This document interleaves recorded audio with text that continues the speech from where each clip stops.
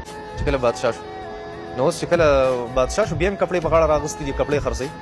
حضرت عمر رضی الله عنه ته دا څه کوي ته خو بادشاه یې کپړې سره خرڅوي نو ویلې زه به ځان له رزق نه پیدا کوم حضرت ابوبکر صدیق صاحب سوی ځان له رزق نه پیدا کوم ټول صحابه کرام را جمع کړو مشوره وکړه چې د بیت المال نه به تنخواه مقرر کړو د حضرت ابوبکر صدیق لپاره رضی الله عنه 2 روپۍ تنخواه ولا مقرر کړه 2 روپۍ به تنخواه په داسې حالت کې مقرر شو کنه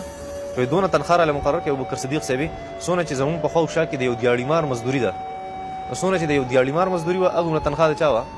ابوبکر صدیق رضی الله تعالی عنہ بیا یو ورځ تنخواه سیوا شو 3 روپۍ شو 3 روپۍ هغه 3 درهم تنخواه شو د حضرت ابوبکر صدیق رضی الله تعالی عنہ 3 درهم څه کیږي ابوبکر صدیق رضی الله تعالی عنہ خپل کور والوي چې را ذکر دی چې را زمونږه خشانتي خوګو ته زړه شوی دی حلوا وغیرہ ته همغه ډیر هم د شوی دی چې خواګم نه دي سکلی اته بادشاہي داسې کارو که په موږ باندې سلیکشن سوق راغو دی دغه 3 روپۍ په دې گزاره کوي بس نور څه نشته په دغه گزاره کوي وای ته د بیت المال نه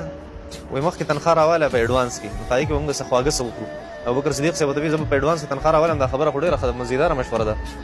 وای دا لیکل به ما سره څوک چې د بلې میاشتې پورې به زه ژوندی یم که ژوندی به نه یم زه به ژوندی پاتې شم که ژوندی به پاتې نه شم داسې موارد خو نشته نو زه د ایډوانس تنخواه څنګه والم نه شم اخیستی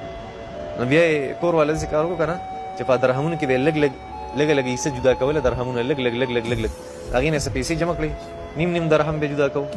چل مو دی یا 1 درهم به جدا کوو او هغه پیسې جمع کړئ او په هغې حلوا پخه کړه حلوا یې پخه کړه ابوبکر صدیق صاحب راغی داسې دي دا خو خواږه پخ کړي پیسې چېرته وي دا کومه تنخواه چې تا اخېسته هغې نه هم دونه بچت کولې فرض کړه نیم درهم هم دی بچت کوو حضرت ابوبکر صدیق صاحب راغی او هلته چې کوم کمیټي و هغې ته یې وایي زما د تنخواه نیم درهم کمه کړې زما په 2.5 درهمه ګزاره کېږي تنخواه مې کمه کړې په 2.5 درهمه مې ګزاره کېږي ځکه دا نیم درهم خو پکې مستۍ ته ووتو خلکو پکې حلواګانې پخې کړي داسې عجیبه نه د صحابه کرامو سادګي او عجیبه ځکه خو کامیاب و که نه قوم کامیاب و حضرت عمر رضی الله تعالی عنہ د هغه زمانه چې کله راغله نو هغه ته بالکل هر څیز هوار و ځکه چې فتنې فسادونه دونه نه و ابوبکر صدیق صاحب په زمانه کې ډېر زیات هلته ډېر مشکلات و ځکه نبي علیه السلام وفات شو نو خلک ځینې مرتد شو وایي موږ نه منو دین اسلام ځکه نبي علیه السلام د وجې هغې ایمان راوړو او چا د زکات نه انکار وکړو چا د مانځه نه انکار وکړو وایي نه منو ابوبکر صدیق صاحب جهادونه وکړه ابوبکر صدیق صاحب که ما نه چا د اوښ یو مهار منه کوي زه به سره جهاد وکړم په زکات کې لکه زکات په راټولېدو په هغه زمانه کې عاملین د زکات په حکومت ته به زکات راټولېدو هغې به بیا په غریبانو تقسیمو حضرت سلیمان علیه السلام څونه غټه بادشاهي وه هسې څوک نه شي ثابتولی چې هغه به مونځ پرېښودو یو پیرت یې مونځ قضا شوی و د څه د وجې نه بار اسونه راغلي وو اسونه ډېر بهترین اسونه قرآن مجید کې واقع شته اسونه نو د هغه اسونو سر به یې کوله مازدیګر ټایم کې